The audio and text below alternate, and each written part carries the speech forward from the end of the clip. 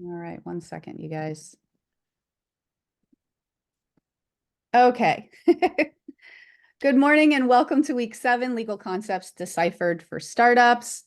I'm really excited about our speaker today. Obviously, Lindy Lawrence is a known name and face to all of you. Not only is she a sponsor of the Tech Accelerator, but she is also a cohort facilitator and mentor, and obviously a friend. So we're excited to have her join us today. Obviously, I put this in here to remind me to record, so that's why we have that in there, but also to remind everybody that our breakout rooms are not being recorded.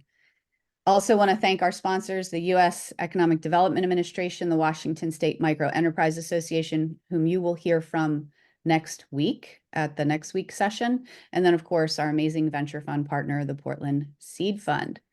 Our silver sponsor, Lindy Lawrence, who you're going to hear from today. So we're going to skip over that for now. But we have a special guest here today, Abby Geyer, who's the executive director of Accelerate Women, who has been a really great partner in this accelerator. And I wanted to invite her so that she had an opportunity to tell you all more about Accelerate Women and also the role that she's played in supporting this accelerator and helping refer mentors to us. So Abby, thanks for being here and thank you for all your support. Hi, thank you. Thanks for having me. Good morning, everybody. I'm going to switch my view so I can see you all. There we go. It's amazing to see so many people and so many faces. My name is Abby, as Caroline said. I'm executive director of Accelerate Women. We are a transformative community that supports Oregon's women and gender expansive business owners on their journeys to success. So we offer peer mentorship. We offer business advising, which includes one-on-one coaching, legal guidance, and also mental wellness support. And then we also do growth education, which takes a lot of different forms. So partnering with other organizations like RAIN, like Built Oregon, like the Good Food Foundation, doing kind of shared learning like this. We also do networking events and panel events. And then our coaches also lead workshops once a month. Our biggest and most accessible and highest impact program is really our one-on-one coaching program. And we are super lucky, and you all are super lucky, in that several of our coaches are participating in this Tech Accelerator, so including Lindy. So Lindy is a coach, Lizzie is a coach, Genevieve is a coach, and Rosemary, who led the session, I believe, last week with Caroline, is also a coach. And the way that our program works is a lot of organizations have generalists on staff who do business advising. It's also sometimes called technical assistance, but it's really coaching and working with entrepreneurs like you all to help you grow and scale your businesses. Our model is a little bit different in that we have a roster of almost 50 independent contractors. I think 96% of them are women. And rather than being generalists, they're specialists and they have deep lived experience in that's industry specific, that and a lot of them are entrepreneurs themselves. So they're bringing their expertise. We have cross-sector coaching categories like admin and operations, sales and marketing, finance and capital readiness, strategy and mindset. And then we've got our verticals, which are food and bev and CPG, also professional services, also health and wellness, and also consumer products and retail. So those sort of sectors are the industries that index most heavily for women's ownership. And the way that our model works is we can scale up or down based on the owners who are coming to us for service. So if somebody comes to us and we don't have a coach that fits their needs, we can either refer them to other organizations where we know they have somebody that can help out with that, or we can go out into our community and find somebody with that expertise. Coaching is really designed to fit your timeline. As you all know, being in a cohort, it's sort of like week 7, we're all working on this, but sometimes you're not on that same cadence as everybody else. So you would come to Accelerate, let's say you're getting ready to hire your first employee. and you don't understand, like, gosh, how does payroll withholding work? What's the difference between sick leave and PTO? What kind of compliance and manuals and handbooks do I need to make sure that I have? So you'd come to us, you'd fill out an intake form. We create a really customized scope of work in partnership with you. And then we match you with a coach. So you'd work for a couple of hours with an HR coach in this instance, for example, and then you'd go away and you'd run your business. And okay, now I'm ready to start really working on my social media. You'd come back, do an intake, get matched with a digital marketing coach. So it's really meant to be very flexible, very a la carte, and allow you to really be successful because it's happening on your own terms and on your own timeline. And that program is also pretty much free. So we have really generous funding from Business Oregon for statewide businesses and from Prosper Portland for businesses that are in the city of Portland. You pay a $35 admin fee regardless of how many hours you work with the same coach. So the fee is based on coach rather than based on hours and time.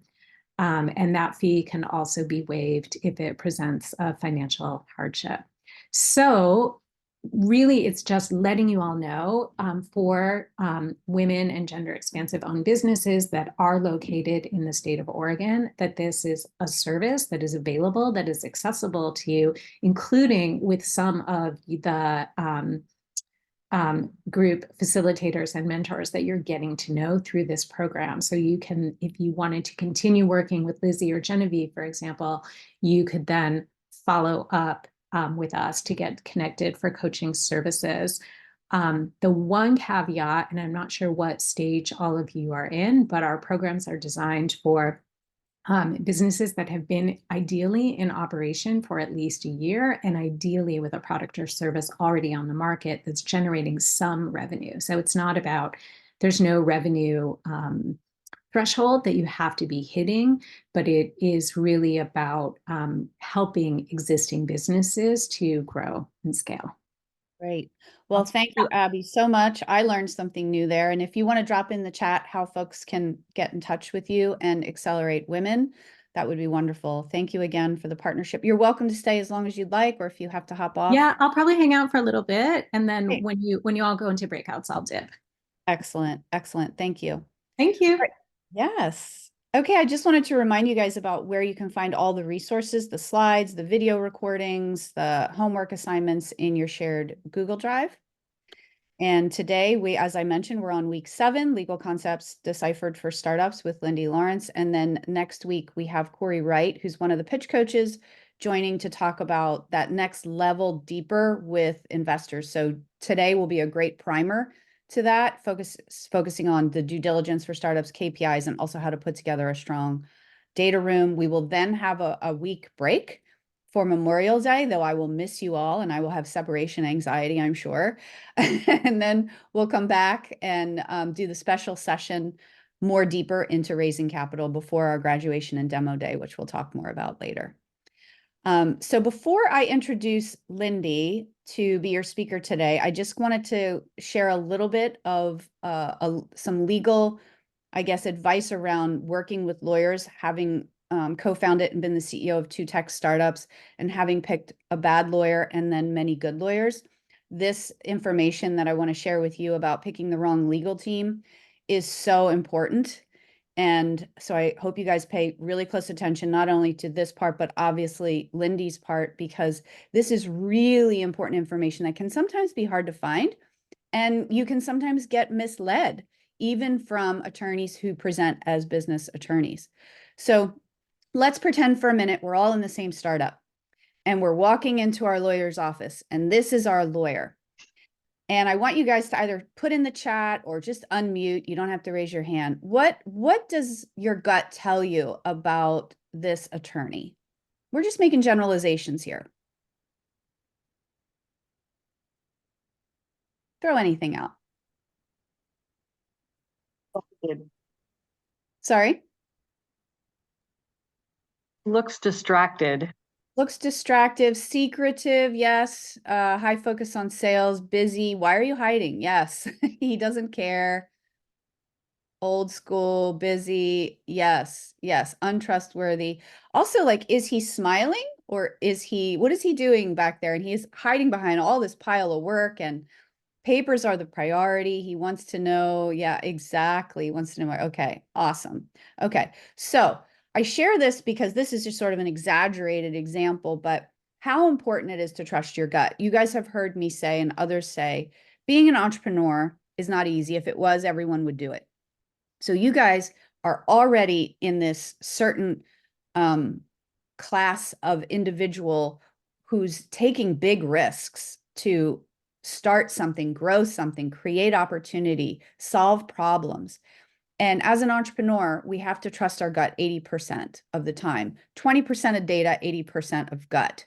And you've heard me say, when you work for someone else, they want the opposite. They want 80% data, maybe 20% of your gut, right? And so it's really important to pick the right attorney. And I'm going to share some questions that are really important for you to consider when you're interviewing an attorney. Just like when you're hiring somebody onto your team, having attorneys, having CPAs, having your banker, these are all people you need to interview carefully to make sure you're picking that right extended team. By the way, if I would have asked any of these questions that I'm going to share with you to that first attorney, I would not have hired them. So, first, have they ever worked within your industry before? Now, this lawyer had been a business attorney, but they had not worked with scalable tech traded sector startups, right? And so right there, and this was early 2000s, right there, it would have been a red flag. How much time did they have for me? This was a one person attorney shop. They were not prepared to be able to scale with us. And who else if they're not available? So if I need to call, oh my God, I need a private placement memo like stat, I need you to review this contract. Are they going to be able to assist? And if not, do they have a network of other attorneys that they can refer me to that are trusted? Next is, have they ever worked with companies that have raised multiple rounds of financing? Do they even know what that means, right? Like, we're not just talking about getting an SBA loan here. Maybe that's your seed funding. Maybe there's friends and family money. But what about taking money from individual angels that you don't know, or venture funds? Have they ever worked with companies who have done that, or even different types of financing? Maybe there's like SBIR grants, right? How do they figure that out for you? And also, do they know how to create and read a capitalization table, which you're going to hear a little bit more about that from Lindy today. Anyone who is raising multiple rounds has to have a cap table, and investors will ask for that. Have they put together compensation packages for new hires? And if they don't do that, do they have HR attorneys that they work with? And do they understand that compensation packages for new hires in scalable tech companies is likely different from someone maybe starting a restaurant or a consulting business, right? There's a lot of different things to consider here. And then lastly, do they understand intellectual property protection? Do they have an IP attorney on staff? If not, again, do they have a law firm that they trust? Do they understand how to navigate this conversation with you around IP? Have they worked with companies who expand globally? And do they have experiences with mergers, acquisitions, IPOs, succession planning, any of that? The attorney that we had worked with, and I'll stop my screen share before I introduce Lindy. And I think I shared a little bit about this in the earlier session. Maybe it was in the pitch clinic, and I won't go too deeply because I want to give more time for Lindy here. But we had a $300,000 investor who we did a pitch, they wrote a check, they were ready to go. And we had an operating agreement that said that this individual would never dilute his shares, 30% of the company, which obviously now we know that is horrible, that everyone dilutes. And by him not diluting or not agreeing to dilute his shares ever is blocking future investors from coming in. And we had a very expensive meeting one day in Eugene. It was my personal attorney, my co-founder's personal attorney, our company's attorney. He had two attorneys. And it was very awkward and very unfortunate because it ended up costing, as I mentioned, $30,000. It took me as the CEO away from selling and focusing on growing the company because they refused to remove that non-dilutive clause from the operating agreement. So we had another group of investors ready to come in at $1 million, $500,000 each. And because I didn't want that, I would have to reveal that in due diligence. I had to put a halt on the fundraising because I would have to reveal it as a disclaimer.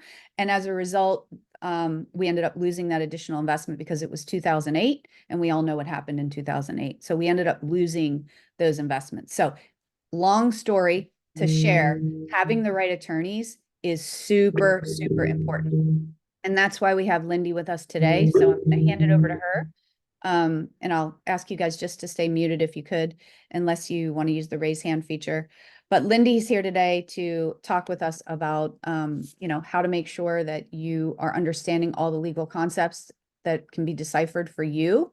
And please ask questions. No question is a dumb question. We're here to help. We're here to support. So Lindy, I will just quickly do a quick intro to your bio. Lindy is an experienced small business and tax attorney based out of Seattle, Washington. She's a mom, a business owner, and a second career attorney.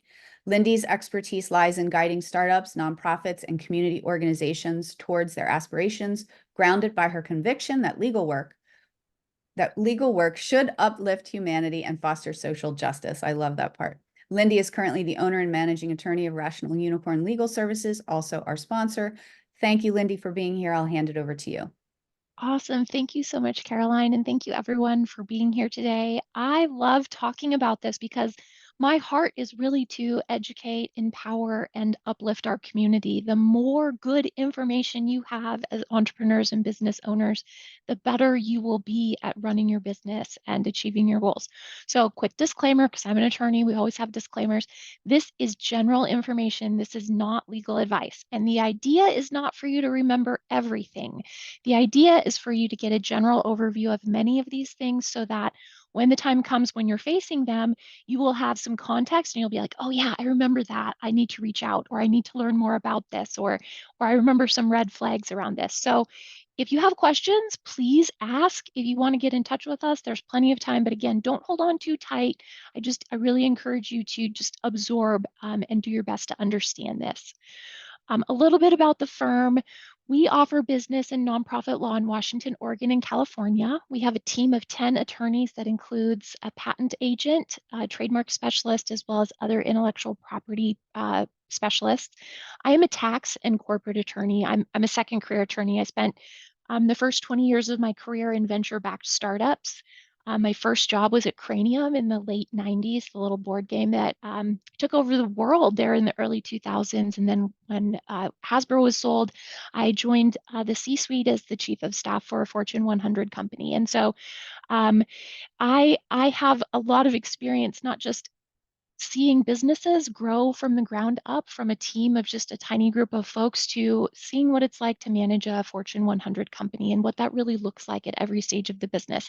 And when I decided that, it's never too late to change your life, and I went back to law school and decided to become an attorney, I knew without a doubt that businesses were the folks that I wanted to work with because, first of all, if you're working with small business owners, you don't have to spend that much time with attorneys, which is rad. And secondly, like small business owners and entrepreneurs are some of the smartest, brightest, most interesting folks in the world. So I really feel like I have the best job in the world. I'm going to go really quickly through a number of things because, again, I just want to cover this at a high level, and then I want to leave plenty of time for questions and conversation. But our roadmap today is we're going to touch briefly on raising capital. We're going to talk a little bit about term sheets, corporate governance, due diligence, all of these boring topics, but I'll do my best to make it engaging. So raising capital, let's just dive in. First of all, I want to preface this by saying thank you, Caroline, for talking about your assembling your legal team. Your legal team can really help or hinder you. They can drain your coffers with expensive fees. They can send you on the wrong path, or they can really enhance your business and help you get to your goals. And so when you're working with counsel, I would strongly encourage you work with counsel who really views their self as your trusted advisor. Attorneys are not there to tell you what to do or tell you what not to do unless there's like a very clear legal principle. But there is no one size fits all approach to legal advising. And if your attorney is like, oh, I'm just going to put you in the standard package, or this is what all of our clients do, and they just channel you through a route that you're like, well, hey, wait, is this the right thing? I haven't even told you what my goals are, or you don't even understand my business. Beware of advice that's just sort of coming from their hubris. Let's just put it that way. So beware of the one size fits all approach. You really deserve to work with an attorney who's going to listen to you, work to understand your goals, and advise you on the best way to reach them while managing your risk. That's what your attorney should do. So there's lots of ways to raise early stage capital. And it can be anything from a gift from friends and family, and that's great. If you've got a mom and dad who are giving you money, that's great. Just be aware that it's subject to the IRS limits, which are currently at $18,000 a year. So if you've got somebody who's given you money and it's really a gift, there is no strings attached, great. There's also promissory notes, which are just simple debt instruments. You can use convertible notes that convert from debt to equity, or you can use safes. You can also go with straight equity. So when you're thinking about early stage capital and how do I want to raise it, what is the most important thing for you to know is what are my goals and am I being intentional about how to achieve them through my fundraising? Is my early stage capital really supporting my goals? Like Caroline was talking about, that non-dilutive clause that absolutely did not support the future goals of her business and what the business needed. And so whatever path you choose, whichever way you go, make sure that you properly document it. Um, we don't want any misunderstandings. My mantra is good contracts protect good relationships. So term sheets in general, term sheets are mostly just a statement of what are the terms that we're agreeing on in principle. It's an initial start to see, like, are we literally on the same page with this term sheet, and is it worth going to the next stage? It's a negotiation tool. So you do your pitch and they're like, great, we'd love to invest, we're going to get a term sheet over to you. It will outline the timetables, the obligations of the parties during negotiations. They typically are non-binding, but there may be some binding and non-binding provisions. Generally, confidentiality is binding. Some investors may want an exclusivity clause. They're just like, hey, while we're in negotiations with you, we don't want you to be going out and pitching to other folks. We really want this deal. Um, they're used at the beginning of a transaction before we get into detailed due diligence and drafting definitive documents. And a term sheet should be a really simple, straightforward thing to put together. If your term sheet is like 18 pages, holy cow, what are you doing? Term sheets do not need to be that long. The benefit of them, like really when you think about it, like why should I use a term sheet? Why can't I just go to definitive documents? Why can't we just negotiate over email? You want to get everyone on the same page, and you really want to identify deal breakers at the start. So if your investor is coming in and they're saying something like, yeah, we want to do it, and here's our investment, and for this amount, we want this amount of equity, and you're like, hold on, that's not even on the table. That's a deal breaker from the start. Or if they're like, we want to have 3 seats on your board and we want to have oversight of everything, including development. You're like, yeah, but I'm not really sure I'm willing to give up that much control. So term sheets are really great for identifying deal breakers and focusing negotiations because we get the big stuff out of the way early on. It also fosters deal stability and commitment and can help clarify the basic structure of the deal. Like, okay, how is this coming in? Is this a convertible note? Are we looking at straight equity? What type of equity are you looking for? And make sure everyone gets on the same page. Term sheets are also really great for leveraging with other folks if you don't have confidentiality provisions, if you're allowed to share about the term sheet, because you can say, hey, we have a term sheet from these people. We also are still looking for more money. Are you willing to come in? Term sheet is just a little bit more than a soft commitment for yes. So what's in your term sheet? The types of things that you should be looking for are the description of the transaction, its structure, right? How is the money coming in? What does it look like? What are the principal deal terms? What are the key dates for due diligence? What's the proposed closing date, right? Like if they want to take 6 months for due diligence, that's probably not going to work for you. No, nobody should be taking 6 months for due diligence. You're looking for a close date that aligns with your goals. And so with these term sheets, you can, again, like push and pull those things into the shape that works best for you. It will outline the due diligence, the scope, and the procedure, how they're going to go through that. And it may even contain some information like a public announcement, like, are you allowed to say, hey, we got a term sheet from the Portland Seed Fund, we're moving forward? Or do they really want to keep sort of a cone of silence over those things until everything's figured out? So when you are negotiating for a term sheet, this is my advice. You should always negotiate in good faith. This means that you're not being disingenuous, you're not stringing folks along, you're not just like um, saying things to get them to the next step, knowing that you're going to pull out of the deal at the last minute anyway. Please negotiate in good faith. It's not a legal requirement, but it is a reputational thing. You don't want to get a reputation for not being impeccable with your words or for being wishy-washy or indecisive. Folks want to work with um, people who negotiate in good faith, right? We want to treat people how we want to be treated.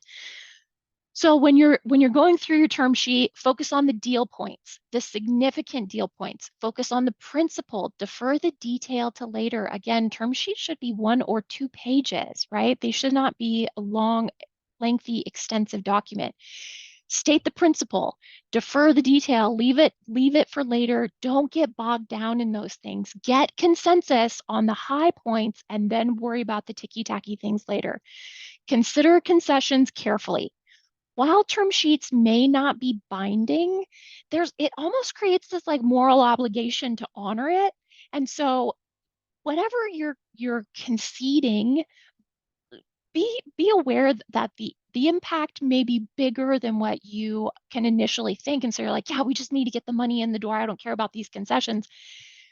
Eventually you'll care about those concessions. Your next round of investors may care about those concessions. Your future employees may care about those concessions. And so just concede carefully. Identify any key closing conditions, like what, unless you're dealing with, a venture capitalist, like maybe you're dealing with private equity or, a private investor or somebody at your seed stage, maybe they need to pull the financing together. So is like a closing condition, they need to line up the capital. That puts you in a very vulnerable place. And so one of the things that we like to ask for in term sheets is also like proof of funds. Can you actually put your money where your mouth is? Do you have the money to do this? Because you don't want to get into a deal with someone and then they're like, well, sorry, we can't actually close because we haven't gone out and hustled up the money. And then allocate responsibility. Who's going to be drafting the documents? Who's going to be coordinating due diligence? Just make sure that everyone, you are the train conductor. Make sure that everyone knows exactly what they're supposed to be doing, because this is a stage where efficiency really matters. And if you only have like a 30-day due diligence period and you haven't heard from someone for 4 or 5 days, that is a week that has gone by where you have lost material time to be able to respond to folks or get them what they need. And you want to make sure that you have really the you want this process to be very efficient, because really you've pitched, they've met with you, they like you, they've said yes to your investment, but you're still auditioning. Folks are still evaluating you. What kind of leader are you? What kind of manager are you? How well do you shepherd these things? How do you handle complexity? How do you handle uncertainty and ambiguity? How do you negotiate when the stakes are high? All of these things are being weighed and measured. Okay, term sheets to the side. We're going to dive into corporate governance, everyone's probably least favorite topic. My goal here in talking about corporate governance is this. I want you to understand why corporate governance is so important and how it can actually buoy and strengthen your company. So corporate governance is just sort of this catch-all term that we use to describe how your company manages operations, how you approve and track your financial and business plans, how do you approve major decisions, how do you oversee people and performance, how you manage risk, what kind of policies you have. Um, a Everyone knows FTX, right? And we have this huge billion-dollar company that was not managed by a board of directors, right? Like, how could this company not have a board of directors? We had a company that had no enterprise level financial accounting system. And like at the end of this, all of the lawyers are sitting around, like everyone who's looking at FTX and that whole debacle is like, what happened? How did they so massively fail with corporate governance?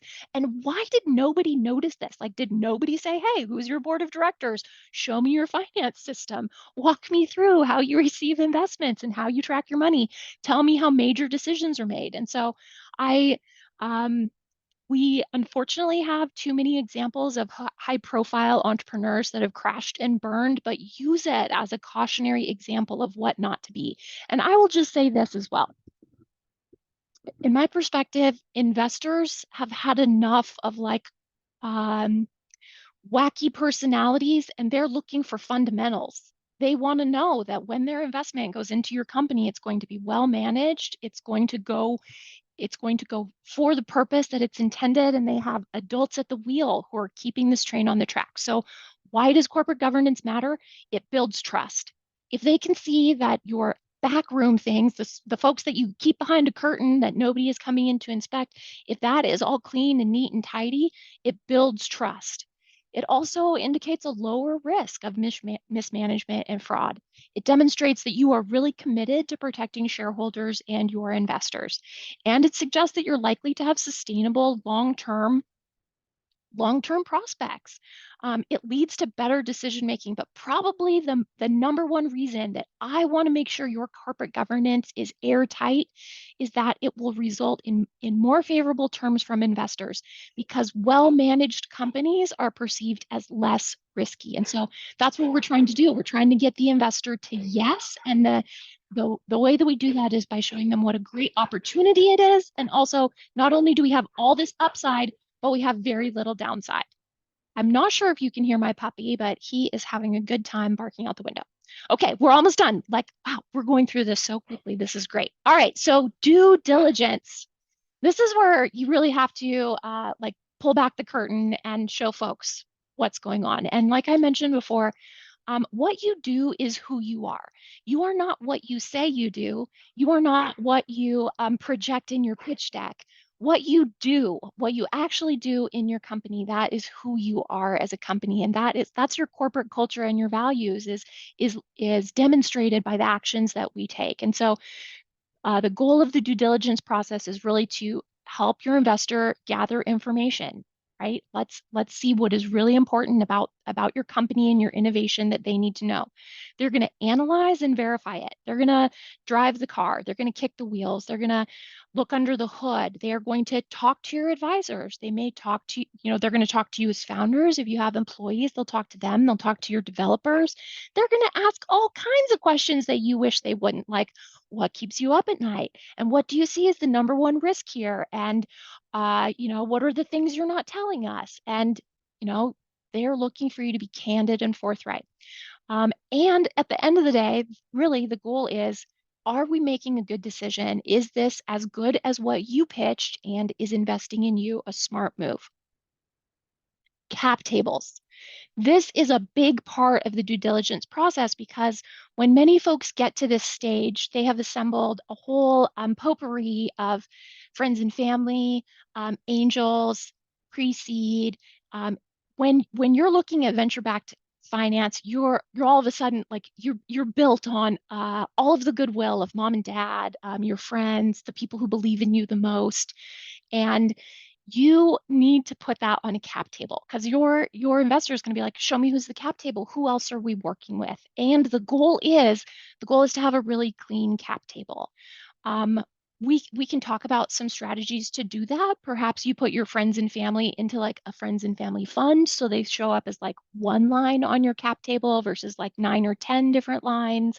um, perhaps we perhaps things are memorialized as a promissory note. So it's like straight debt, and it's not even on your cap table, it's on your balance sheet instead. So when we're thinking about who's attached to the company, the cap table really is the one place where you can go and be like, who's attached? What is their entitlement? What is their role? And how much stake do they have in the company? So your cap table, a lot of people use Carta or a company like that to manage their cap table. I mean, honestly, I'm agnostic to this. I don't care what you use. Use something. I recommend that folks go with like the easiest, uh, uh, most accessible thing with like the lowest cost, which is generally an Excel spreadsheet or, a Google Drive spreadsheet. So it should contain the name of your shareholders, members, investors. Whether you're an LLC or a corporation, you're going to have a cap table. It should have the amount of shares or equity that they own and the percentage of ownership. You want to say what kind of securities it is. It's generally common stock, but it also may be preferred stock. If you have investor advisors that you've given a little amount of equity, perhaps you've given options out, you want to put all of those on there. And each type has different rules and values, so it can get really complicated really quickly. You also want to put the price that they came in at, right? Like, what was the value when the shareholder or the investor received it? what was the date, and then you have to update that every time that shares are issued. And so we'll show you a picture of a cap table. It just sort of goes across. You don't like update it and leave it. It's like you leave the column and then there's a new column where it's updated and then a new column. So you can see the progression over time of how your ownership is changing, how that's shifting.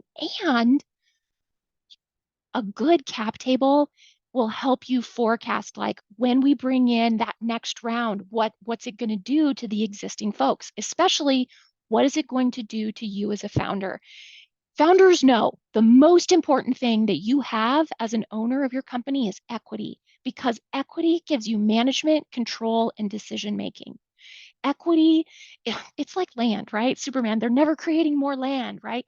It's like equity. You never create more equity. And when you do, this dirty word called dilution comes into the picture, and everyone's share is decreased sort of proportionally. So um, I'm not going to skip to dilution. We're going to finish talking about cap tables. So here's an example where you can see like the co-founders had initially had some stock. Maybe they had a seed round. Then there was a Series A, and you can see how each column it becomes more complex, and you see how more people have come into it. And then over time, you can see how the ownership, where, for example, like here in column A, where it's like the initial stock of the company, the co-founders had it all. But now at the end of it, you can see that they've been fully diluted down, and the co-founders are at about 17%. And so that's just one example. Again, there is no one size fits all approach to this. There's no like rule of thumb about how much equity should I give out and what's the right price, because everything is going to be dependent on your specific facts and circumstances, not what everyone else has done before, right? Because your company is as unique as you and your product is. It's not a cookie cutter of everyone else. So this is just one example of a cap table. Um, Dilution. So everyone should be aware of this principle called dilution. And what it is when you have people who come in and you have a certain amount and then you give more away or you add more to the pot, it makes your share smaller, because you may have, like, for example, here as the founders, you have 400 shares, you have 50%, and your investors, and then you bring in investor three, you're giving them an additional 200 shares. Now, you could do this. You could like carve off some shares from the founders and give them to the investor, or you can issue additional shares. But the point is, you're going to go from being a 50% equity holder to 40%. And dilution is really, really essential, because you need to know at what point do you lose control of your company, or have you given away all of the decision making to your investors, or at what point does this begin to make less sense for me, right? The idea is that as folks come in, as they invest more money, you're doing it at progressively higher valuation, so that even though you're being diluted, your share is now considered at a higher value. But remember, when it comes to things like voting, control, electing board of directors, having a say in your budgets and your spend, those things are based on votes and percentage of control. And so when you're thinking about bylaws and decision making, those levers that you can pull to ensure that you um, whatever your goals are, to ensure that your goals are reached, whether the goal is to like stay in control and stay like the majority member, whatever your goals are, knowing how dilution is going to affect you and how those decisions will play out, not just now at that first stage, but at stage 3, 4, 5, and like, when you're done fundraising, you need to know, you need to have a picture. We don't want you to get to the end of your fundraising and be like, shoot, I am now like a 7% owner of my company. I should have managed that better. I should have been more intentional. And so we really recommend that you develop a funding strategy, right? Go to your cap table and plot it out. It doesn't mean that you're going to be held to this plan. It just means these are the goals that we're aiming for. And then you can begin to, when you get those offers, when you see those term sheets, you can begin to evaluate the offer against what you're willing to give up. And you have a measuring stick to be able to think about whether or not to accept it and how to negotiate. This is just another example of dilution where, like, you can have 10 shares, right? Somebody has 2/10, or you add another basically 50% of the company, and that dilutes down to 13%. So there's lots of different examples for dilution, but the important thing is knowing where you will be at the end of it and making sure that you are still happy with your slice of the pie. Okay, I'm going to pause there. That was a lot of information. Wow, I'm at like the perfect time though, so this is great. We're going to pause for Q&A. Yeah, that was awesome. Thank you so much, Lindy. You can stop your screen share if you want, and we'll open it up for questions. I know there are some already in the chat here. So if anybody wants to just go ahead and unmute who put a question in the chat to re-ask the question, or raise your hand if you have another question. I'm one of the ones that had one in the chat. Thank you a lot, Lindy. That was really informative. When you were talking about the different types of money you can receive, you had mentioned one of them as gifts with the IRS limit of 18,000. And I was curious if you, as like a founder, are giving money to your company. Is that considered a gift and subject to limit, or is that not subject to the IRS limit because you are a founder of your company and you are investing in your company? Yeah, good question. So you can only give gifts to humans. The IRS only allows you to give gifts to humans. So you as a founder cannot make a gift to your legal entity, but you wouldn't want to. You would want to either loan it to the company so you can get that out later, or you would want to invest it and you're going to be able to get that out in tax advantaged ways later. So you wouldn't be able to give yourself a gift, but if you were going to receive a gift from like mom and dad or a friend and your parents are like, no, we don't need to paper it up, just treat it as a gift, that's fine. But if it's over $18,000, we should have a conversation about like, how do we take care of the rest of it? Awesome, thank you. Alex, you're up. Yeah. Hi, Lindy. It's Alex Wick, one of your cohort members, and thought it was a great presentation. I had a couple questions about the 83B election from the IRS and sort of if you have thoughts about that, but then also talking a little bit about the term sheets, and then you said that the promissory notes wouldn't actually go on the cap table, I believe. Is that? Yeah. So an 83B election is an election that allows you to claim your shares now when the value is low versus claiming the value of your shares later in the future when we anticipate the value will be higher. So there are time limits around it. So if you're issuing shares to yourself and you haven't made an 83B election, please reach out to an attorney ASAP. So that we can make sure that we're observing those IRS timelines.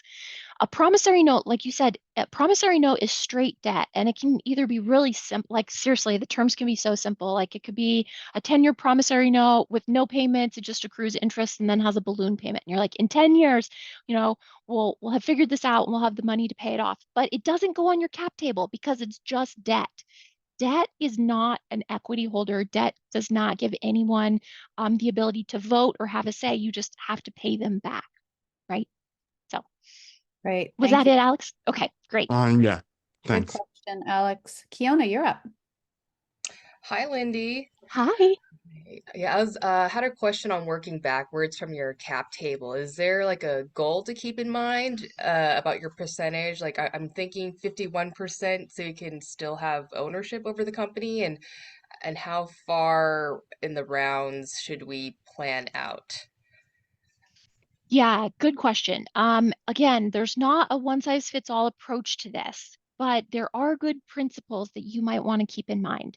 One of the things is even having like 35 or 40% of your company still gives you a big chunk, right? As long as you don't have investors that also have commensurate buckets of equity, so you're not like equally armed. Does that make sense? You may also want to consider shareholder agreements so that if you're giving equity to your employees, they are required to vote with you, right? They don't get to make their own decisions or like vote against you. Your shareholder agreement says everyone's going to vote together, and it's going to be like me as the founder that decides that. So you may want to like there's so many different ways that we can go about this. The best thing to do is just like figure out what is it exactly that I'm trying to preserve and then figure out the best route to achieve that. Yeah. Got it. Thank you. Oh, and just another little question too Uh-huh. for ChatGPT. I've definitely used it to write up contracts. Like, is just your general thoughts on that? Um, my general thoughts on that are that it, you should have an attorney review that. There are things in your contracts that might be just fine, and then there are going to be things that like may not be great. For example, your choice of law provisions, dispute resolution. If there's an issue, what has ChatGPT said is how you're going to resolve that? Are you going to get dragged into a court in New York where you don't even have a presence or have an attorney, or do you have the benefit of protecting your company and litigating that in your local, state, and federal courts? So that's one big thing that we look at. The other thing that we look at is um, things like protection of intellectual property. Is ChatGPT um, really analyzing that well? And the hard thing is that because you're not a lawyer, um, it might look good to you, but a lawyer will actually be able to go through that and tell you how all of the provisions work well together and if there's any red flags that you should be aware of. Got it. Thank you. Mhm. Other questions for Lindy before we go into a breakout? Yeah, Gio, go ahead. Hi, Lindy. Hi. Thank you for the presentation. Uh, I noticed on your cap table, the first line was evaluation of the startup or the company. How do you come to that, or how did you come to, or how does one come to that assessment? Is it just based off the work we did earlier regarding total market size and the segmenting, or is that current existing value? Yeah, how do you go about that? Yeah, valuation is always hotly debated, and you can understand why there's tension between founders and investors. Founders want the highest valuation possible, right? Investors want the lowest valuation possible because it increases the value of their investment and increases the piece at which they're coming in. Valuation is tough, really tough. You can, I mean, you can just pick a number. You can try to validate it in some way, like this is the money that we've invested. Here's how we've raised it before. We gave out this equity for this amount of money, and that sort of prices your shares. But really, your valuation is going to be set when that first independent investor comes in and says, this is what I'm willing to pay you for your shares. And you're like, all right, I guess that's what we're coming up at. So again, you can you there are lots of ways of establishing and claiming a valuation, but you're going to have to defend it. And so whatever you pick, it can't just be a pie in the sky number. It's got to be based on something like amount of work we've put into this, the ability to replicate it, novelty of the product, timeliness and like use in the market right now, things like that, both that are like tangible that we can put figures on like money invested and like intangible. Like we really think that, the market is primed for this. Everyone's ready. Well, then there's also, and Chris, I see your hand. There's also, pre-money valuation, post-money Mhm. valuation, all of those details. That's why you really need the right lawyer who understands your industry and can help you navigate that. Chris, go ahead. And welcome. Chris is one of our new founders. So thanks for joining. Thanks, guys. I was just wondering if it would be wise to avoid dilution if you made say for example, you made two voting types and you would just give like the voting shares just to the executives or the founders, and then you would only sell off non-voting shares to investors, or would that be unattractive, do you think? Um, so you're talking about like the Zuckerberg approach, right? Sure. Um, yeah, so that is an option. If you think you have the leverage to do that, you can certainly try. I don't know of very many brand new early stage companies that have the leverage with their investor to say, yeah, I'm going to take your money, but I'm not going to give you any voting shares. I don't know that a lot of early investors would like that, but like it really depends on who you have around the table and the strength of your bargaining position, right? How far is your company along? How early do you need funding? How close is your product to being launched? How much traction do you have?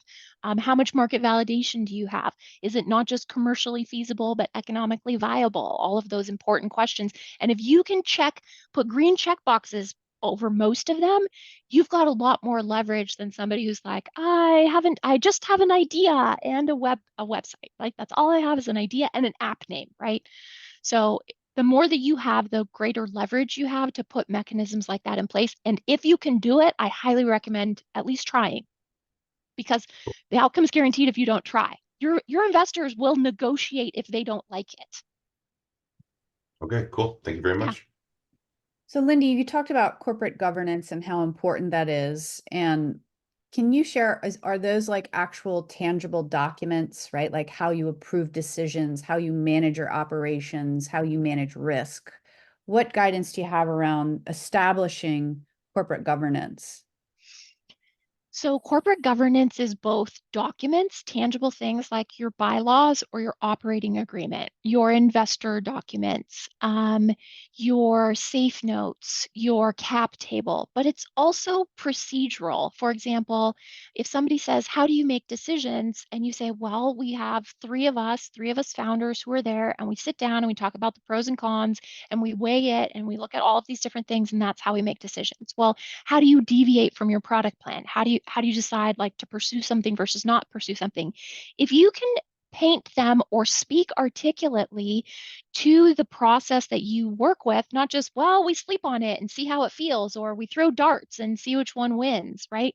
If you can actually articulate a rational, reasonable process, then write it down and tell them, like, here's our decision making, here's our governance, here's how we approve expenses, here's how we decide whether or not we want to accept an investment. Like, we don't just go out there and say, oh, you're willing to give us $10,000, done. It's like, no, we're professionals. I want to stress this with you. If you were building your own house, you would not take shortcuts. You would not cut corners. You would not be sloppy, because that is the home that you and your family are going to live in. You should have that same sensitivity when it comes to building your company. This is a company that will carry you and your family and your employees and your investors forward into the future. And you should not be taking shortcuts or making excuses why those shortcuts are okay. Like, oh, we're small. We don't have time to put those contracts in place. Yes, you do. Everyone has time to put those contracts in place. They're not that big and scary. Doing it will demonstrate that we're not amateurs. We are professionals, and we are taking ourselves and our businesses seriously. So, Caroline, does that answer your question? Does, and yes, Anna's asking if you have any resources about corporate governance that you could share, like links to Yes. things later. Sure. Yeah, absolutely. Okay, great. Thanks. James. Hey, thanks for the presentation. Like every week, always got me thinking, thinking a ton. The question that I have is regarding like cost and also timing, right? So, a lot of us, we're kind of really scrappy in the beginning, and paying legal fees early in the game definitely doesn't sound that attractive, right? Yeah. But you know, I guess just being like general, let's say you have, yourself or maybe like a co-founder, and you're thinking about, going out to raise capital. Like, how much money should we consider setting aside for legal, right? And then also, and maybe Caroline, you could jump in. At what time does having like, an official corporate governance, like official like equity and compensation agreements, for executives. So at what point is that important to become actually investable? Otherwise, it's just a huge red flag. So, there are many, many ways to go about setting up your company. Lots of people will use like Stripe Atlas or Doula, Rocket Lawyer, LegalZoom. And quite frankly, I love companies like that because they keep people like me in business, right? Inevitably, I always get folks who come back and say, oh, I did this and it's not exactly what we need, and now we need help changing it. So it may be sufficient for you. It may not be sufficient in the long term. It may not be sufficient from the start. You should take an educated approach to those things. When it comes to legal services, your lawyer should be able to give you an estimate of both time and money. Like, how much will this cost and how long will it take? Because all legal professionals should be able to do that, especially with very straightforward things. We're not talking about litigation. There's no uncertainty here. You need bylaws, an 83B election, and a shareholders agreement, right? Like, we can pretty much intuit the time and the effort put into there. And it's okay to hold your attorney accountable to those costs. And it's okay to go back and challenge your legal bills and say, I don't think it's fair that you charged me $400 for an email when I was asking for a copy of my draft, right? Like, you should work with an attorney who's who really is not going to nickel and dime you, who is very aware of the fact that, yeah, startups, every dollar, every dollar you have should be going into your product development, not being spent on legal fees. And if it is being spent on legal fees, it has to move the needle and get you closer to your goals, not just be dollars that are spent. And then you're scratching your head wondering, like, what did they actually do for me? And being frustrated. So I would encourage you to confidently engage with your legal counsel. It's okay to push back. It's okay to challenge things. It's okay to ask for estimates. And it's okay to say, this isn't really working out for us. We're going to find, other legal counsel if they're not responsive, or frankly, if they're too expensive. Right, right. Mitch, you're up, and then I know Shashi is wanted to share something, so I don't know if he's able to in a moment here about from the investor perspective of what their expectations are around lawyers. But Mitch, you go ahead first. Cool, sounds good. Thanks for the presentation, Lindy. Super informative. I guess my quick question is around just generic legal documents, like your thoughts on using just like a cookie cutter template and filling in the details versus contracting with an attorney to get that done specifically for your business. I guess, for example, it'd be like privacy policies, terms of service, stuff like that. So, privacy policies, I mean, I'm going to give you a shortcut, Mitch. Um, in the early stage, what I would do is I would go to another app or company that I really respect and admire. And I'm like, okay, I bet they have really good legal services. And I'm going to copy and paste their terms of service. There is nothing wrong. You shouldn't be recreating the wheel. You really should not. There is nothing new or novel about privacy policies. Just make sure that in there, when you're looking at it, like, yeah, we're not going to sell people's information. Yeah, we're not going to like take their data and use it in nefarious ways, right? Just make sure that it's a respectable policy. So stuff like that, yeah, take some shortcuts. I don't see any issues with that. When you get to a stage where you can afford to have somebody, put some eyes on that, then do it at that point. But that is not a huge risk to me. The bigger risk is in your investment documents. That's the one where I would not use a template unless you're using like a safe from Y Combinator. Like the Y Combinator has some great resources, and I love it. Like the lady attorney who created the Y Combinator safe, just her goal was, we need to get companies funding without being subject to massive legal fees. And I think that the safe has really done that for folks. So there are resources out there where if you're working on fumes or a pocket limp budget, there's good resources, but I would prioritize your dollars to the things where attorney counsel really matters and deprioritize it for things like a privacy policy where frankly you can find a really good one out there that your competitors are using. That's exactly what I did. Thank you. Shashi, are you able to chime in before Lindy shares what we're going to work on in the breakout? Yeah, just a couple of thoughts that come to mind. I put it a little bit in the chat here, but certainly when you're preparing your investment docs and you're not feeling comfortable even with the safe terms, then get an attorney to weigh in. They'll help you manage the risk here. That's what you should think of, in my opinion. An attorney should help you manage the risk. You make the decisions, but going in prepared with investment documentation and term sheets is absolute best foot forward, is what I would put it. The other one, and I've seen this many times. Don't get an attorney that is going to make you look bad with things like delayed communication or trying to play hardball when a simple question is asked of them. There's like 15 different failure modes that I've seen like this that's kind of ruined the relations with startups. And it's not just with Portland Seed Fund, it's with others. But just an attorney that's going to represent you well and is aligned with your goals and not competing with your goals in some way. Those are my top three. I can give you stories behind each one if you want. That's great, Shashi. I really appreciate that. Okay, so we're going to go into breakout for 15 minutes. Lindy, would you like to give an overview of what we're all going to do in our breakout sessions? And then when we come back, we'll talk about the homework assignment, which is also an actual assignment that you will need to add to your data room for those of you who are raising capital if you haven't already done what Lindy's going to have you do. So Lindy, I'll hand it back to you.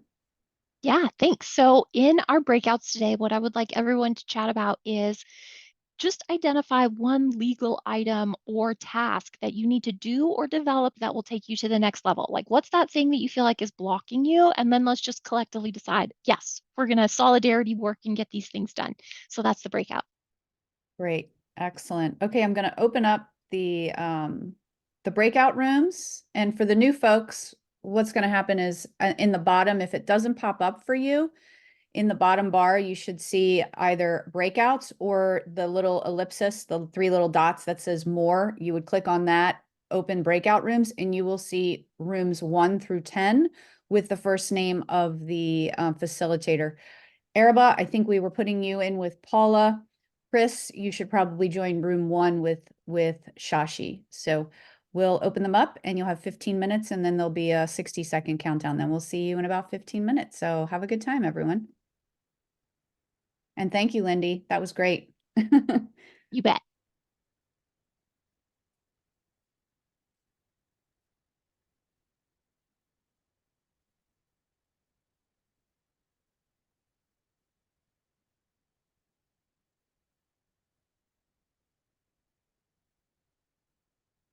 Let me know if anyone's struggling with their room or to find their room. And Lindy, you're going in yours?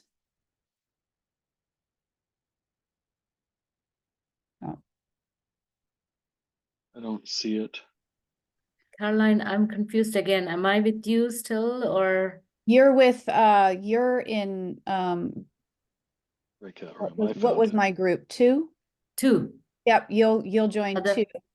And Stefan, in the bottom, are you seeing the little navigation items at the bottom where you would like share your screen or control your video or your audio? This is Michelle, and I'm not seeing any breakout room, and even on the 3 dots, it's not coming up. Okay, are you on your phone, Michelle? I am, yes. Yeah, I wonder where that is on the I was breakout. on my phone last time and didn't really have an issue. Hold on, let me check over here. Oh, okay, I Okay. found it now. Thank you. Oh, you're welcome. You're welcome. And whoever else is left behind, you guys can join any room you want. On Jeet, you can join any room that you would like. And Dallas and Sanchia.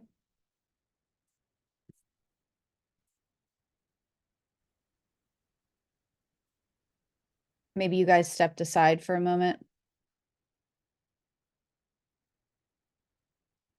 I'm going to pause the recording. I'm resuming the recording. You should come join one of our rooms. Yes, absolutely. That's what I should have done. You're right, Alex. Okay, so because we have a little bit of time, it would be great to hear from some folks. Use the raise hand feature if you would like to share what legal item that you're going to prioritize in your company. So who wants to raise their hand and go? Okay, I see some hands up here. Jarek, go for it. Yeah, I'll make it real quick. Our group was less about priorities. They were all over the place, obviously. Every company is a bit different, but really sharing the importance of having legal support. VC is very much of a community, right? So it's not about the cost of necessarily getting the docs, but like those second and third order relationships that many of these lawyers have because they've worked with other companies and they meet investors and they meet other people that can help you solve your problems. So that's what I found was like the biggest kind of leverage with having competent legal help. Great. Thank you, Jarek. We'll go Alex, then Sierra. Oh, hey guys. I mean, the one legal takeaway is you can get a lawyer. You know, if you're not a seasoned legal Yeah. advocate. Yeah, and the right lawyer. That's the key, right? Yeah, and the one who understands your business model would be a big one. Right. But, yeah. Absolutely. Good point. Thanks, Alex. Sierra, then Lauren. Hello, hello. So folks in my group had many different stages of where they were at. And I think something that was really common was, you know, when Lindy was presenting, it kind of like put off a couple light bulbs in a lot of folks of like, okay, hey, you're right. I got a notice about my trademark. I probably need to get that figured out and that kind of thing. And some folks kind of thinking about the structure of their company and if they want to restructure as a different type or not. And I think another really big one was calculating the future split of shares amongst, you know, if you're doing multiple rounds of funding, what does that look like in the future? So my group got a lot of really good takeaways and some steps for next. Awesome. Thanks, Sierra. And you guys may recall when Angela was on from the Portland Seed Fund, one of the requirements for them to invest is you must either already be a C Corp or be converting to a C Corp. In very, very rare circumstances will they invest in an LLC. And both of my startups one started off as an LLC, converted to a C Corp because we didn't know. And then we just did a C Corp in the second one. So that's something to consider. So thanks, Sierra. Lauren. Our group was talking a lot about the financing and the structure of like a pre-seed and a friends and family to safes and convertible notes, et cetera. And one thing that came up was asking for like kind of a checklist of kind of the different options or the different, like there's trademarks, there's financing, there's policy, these different pieces that we thought like having some sort of kind of founder's checklist would be really, really helpful as we kind of go through the process of like understanding where you are and then kind of what the template looks like for each kind of engagement with a lawyer and what to ask for. Well, you just teed up Lindy when after Olivia goes to talk about the homework, which is going to give you a due diligence checklist that will help with that. So yeah, Olivia. Yeah, I touched on just like, you know, so I've had a live app for the last year and, you know, thinking about how legal, you know, documentation or policies might evolve as the app evolves. So we're trying to unlock this new phase of growth to market ourselves as a national or a international or a global map with the brands that we're integrated with in our app, because technically we do show you know, international locations in our app, but what are the legal ramifications? What do we have to update along the way to make sure we're compliant with, you know, European Union or whatever it might be? So thinking about how policies can evolve and change and what you need can evolve and change. Yeah, absolutely. And that's where that corporate governance, having those systems in place to revisit those, like even as a nonprofit, we have all of our governance and we have all of our policies and documents, but we have to revisit. Some of them have to be revisited every 6 months, some are every year. You know, records retention policies, accounting and procedures and policies, whistleblower policies. Some of those aren't relevant for the for-profit world, but yeah, that's really great. Okay, excellent. Lindy, did you want to chime back in and talk about the homework assignment? Yes, thank you. So for homework this week, wow, my light got shut off in my room. Sorry, guys. For the homework assignment this week, I've prepared a Word document of a due diligence checklist, and it's just a starting point, something that everyone can go through and be like, can we check these boxes? Are there things that don't apply to us? Are there other things we should add? Every investor will have their own due diligence checklist, but this is just a way of helping you be more prepared.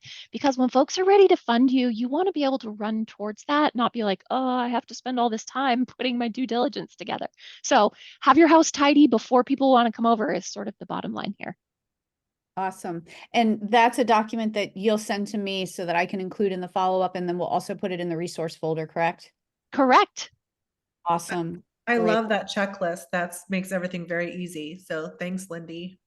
Welcome. It definitely does. And every fund is different, but for the most part, these are going to be the normal kinds of things that you need to look through. And by the way, someone had asked about what a data room is.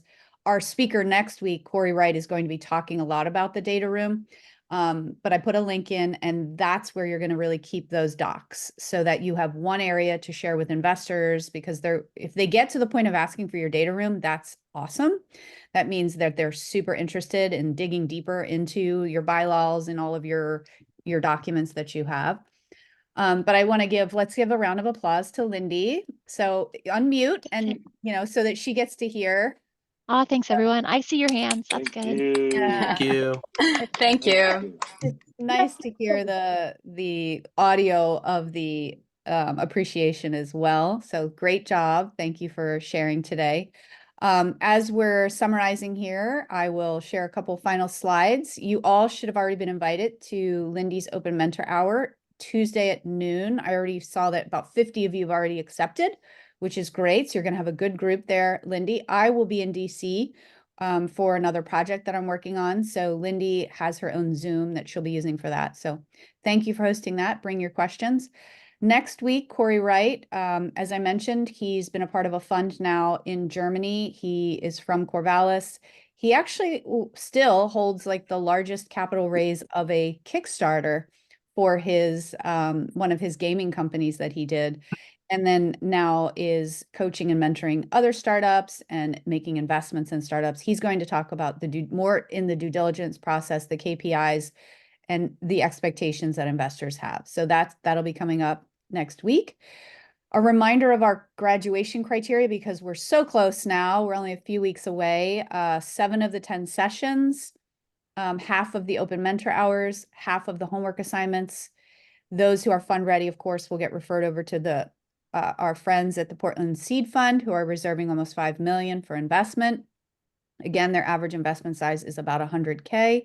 You could be raising more, but it can be part of a syndicated deal, or, they'll really that's another thing, is like a good lawyer and a good venture fund. They want to see their investments to go well. So they should have a network to introduce you to, like Portland Seed Fund does.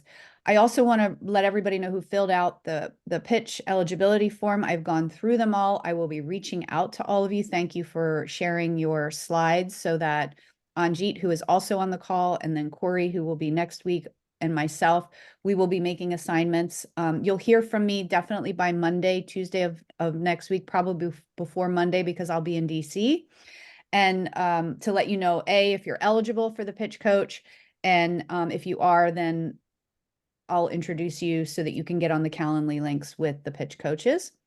And as far as graduation goes, June 13th, this is going to be open. So we are going to invite, members of the legislature. We're going to invite funds, people who have funded us, potential funders. We're going to invite the media. So invite your friends and your family to the graduation. It's a big deal. You guys have made it through, right? Almost here. We're a few weeks away. We are working on a really awesome keynote that Shashi has referred to me. I'm so excited. I'm not going to tell you who she is yet, but I'm talking to her tomorrow, and I think you're just going to love her. She'll do her talk followed by a Q&A. And then there will be a few of you, we're working on who those will be. No one has been told yet, who will get to deliver some speed pitches, 3-minute pitches at graduation, sort of our mini demo day that we're doing. And then we'll do the graduation ceremony, which basically each of your cohort facilitators will read off the names of those of you in your cohort who qualified for the items that we just talked about on the previous slide. And then, of course, talk about what's next, as that is our mantra. We are ending exactly on time at 10:30. So thank you all for showing up over and over again, for engaging. Thank you to our cohort facilitators and mentors. If Abby is still on, thank you to her. And of course, thank you to Lindy, our amazing sponsor and mentor and speaker of the day today. I'm going to hang back for a little bit like I normally do, if anybody has any questions or wants to just have a discussion. But otherwise, enjoy the rest of your week, your weekend, and Lindy will see you on Tuesday for the Open Mentor Hour. Thank you, everybody. Great. Thank you, everybody. Yeah, Gio, I'm going to stop recording. Straight.